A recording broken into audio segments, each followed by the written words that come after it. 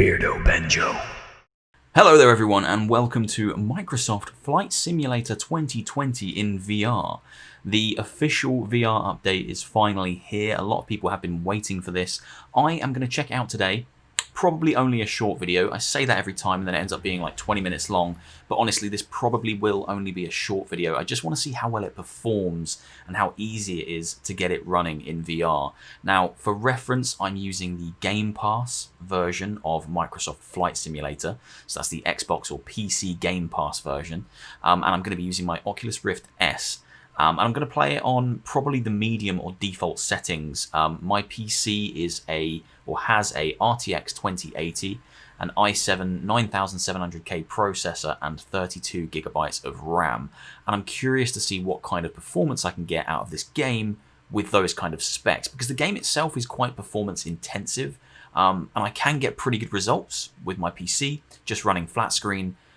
But I'm curious to know what kind of added pressure it's going to put when we jump into VR and check that out. So that's what I'm going to look at today. Probably going to boot up a short flight, probably Luton to Glasgow. Won't do the whole flight, but I want to show takeoff and just kind of speak about what the game looks like and what it feels like when you're playing it in VR, because it's a feature that people have been waiting for a long time. And although I don't engage with this simulation game, typically it's not the kind of product I play. I shouldn't call it a game, it's a simulator. Although it's not the kind of product I engage with typically, it is a very impressive piece of software, and I do marvel at how well it's put together and all the features it has. So excited to check it out. Let's have a look at Flight Simulator, the official VR support. Here we go.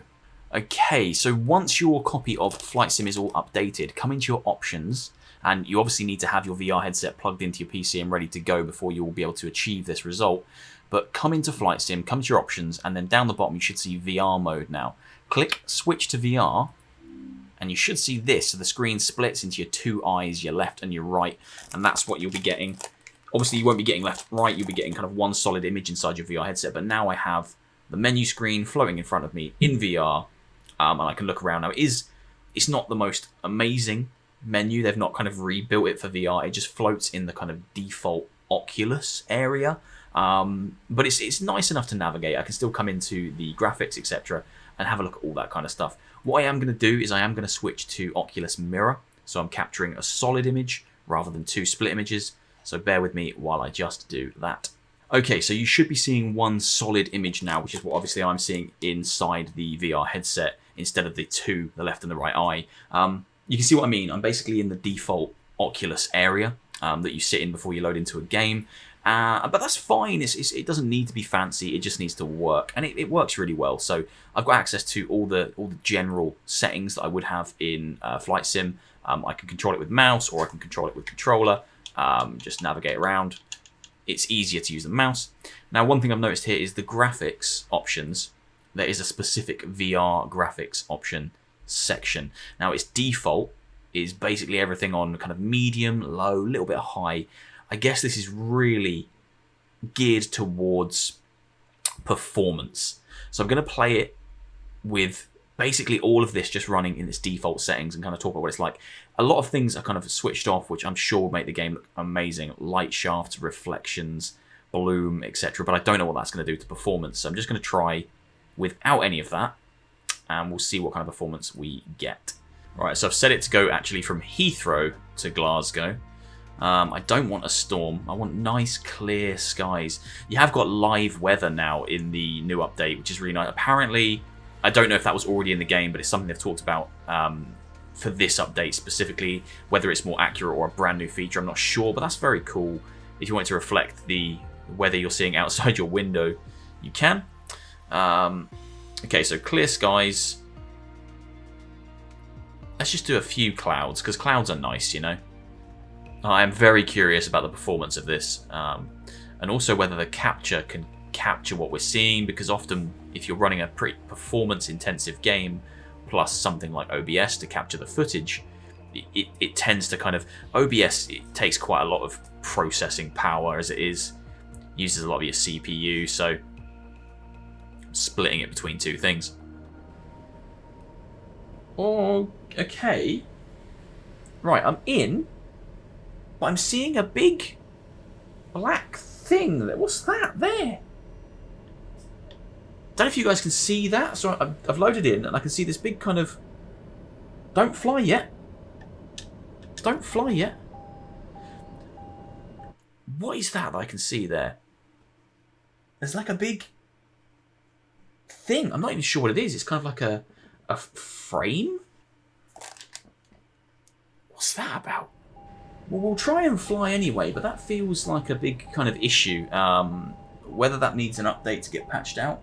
Because it's right in... It's a huge part of my field of view. Like, I've got this big black frame here. Which is... really weird. Right, disengage the parking brake. Let's do that. Otherwise, it looks really nice. It's great to be able to kind of sit in here and look around. Alright, let's just throttle up and just kind of take off, I guess. Oh, that's so frustrating. What is that big thing in my eye? Feels like it's the vignette and it's supposed to be around the edges of the screen, but it's not. It's off up to the top, which is peculiar. Oh, it's such a shame because otherwise this is absolutely incredible.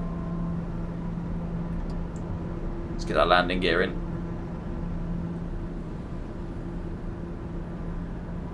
Well, F5. I'm using the controller.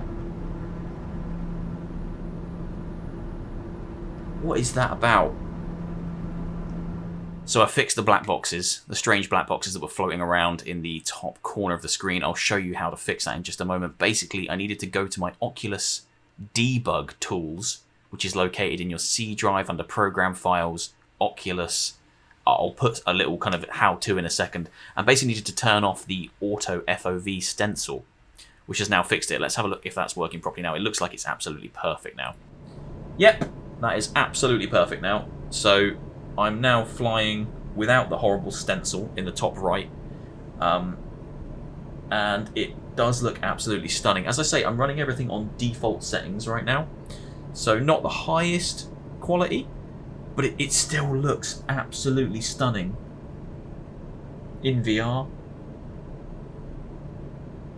I've got fairly smooth FPS as well. Like the frames are great. Feels a little slow to kind of turn. Like it feels a little bit. Doesn't feel super smooth to move your head around too much or too fast. But my word, it's very impressive. It is very, very impressive. God, blimey. I don't like flying. I hate flying. It terrifies me. But this is very therapeutic. It's a very relaxing experience. There's still a lot of things I don't know how to do in this game. I keep calling it a game. There's a lot I don't know how to do in this simulator. Because as I say, it's not really my kind of product. I don't really engage with this kind of product much. So playing on a controller, I don't know how to do things. It kept telling me to retract me flaps. And I needed to press F5 for that. And I don't know what the controller bind was. But sitting and playing this on a controller and just being up here and flying is a wonderful experience. Even for those of us like me who aren't hardcore into simulators that just want to kind of experience it. This is very, very impressive in VR. Reduce speed during climb. Okay. You're still climbing, we must be. Yeah, I am. 66,700 feet. Okay, yeah. Climbing. That's the even more impressive thing. Is all these dials are working, you know, you can get in and have a look at all the dials. You can see where I am on my flight path. I'm a little bit off course. Now currently this doesn't support touch controllers, like Oculus touch controllers, so you can't actually grab the steering mechanics and you can't interact with the buttons on the dashboard here. That's all still needs to be performed either with keyboard and mouse or a controller. So you're still using this simulator in the same way you would be using it before. They haven't overhauled the controls or anything like that. They've just given you a VR option, so pumped it into VR and it's in 3D and it's you know, fully playable in here. Honestly, I could just chill out in this now and just fly.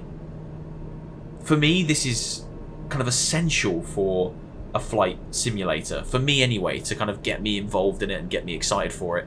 I should be able to experience it in VR because it's a simulator. You want it to be as realistic as possible. I think they should have VR options by default, and it's great to see Flight Sim 2020 implementing it quite quickly, quite quickly after launch. It's very good. This is very, very good. Alright, I'm going for it. I'm trying some stuff on high. Alright, I've pumped a lot up to medium or high. Let's see if this breaks the game.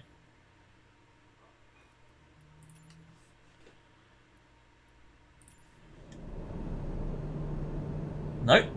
Still absolutely fine. I can't tell a massive graphical difference from what I've just done, but oh, getting a bit of chop there. Oh, it just looks gorgeous. Look at those clouds. Very, very cool. I could use this to get over my fear of flying. Not quite the same. I can't simulate turbulence unless someone comes in behind me and starts shaking my chair. I guess that's the best way to simulate turbulence.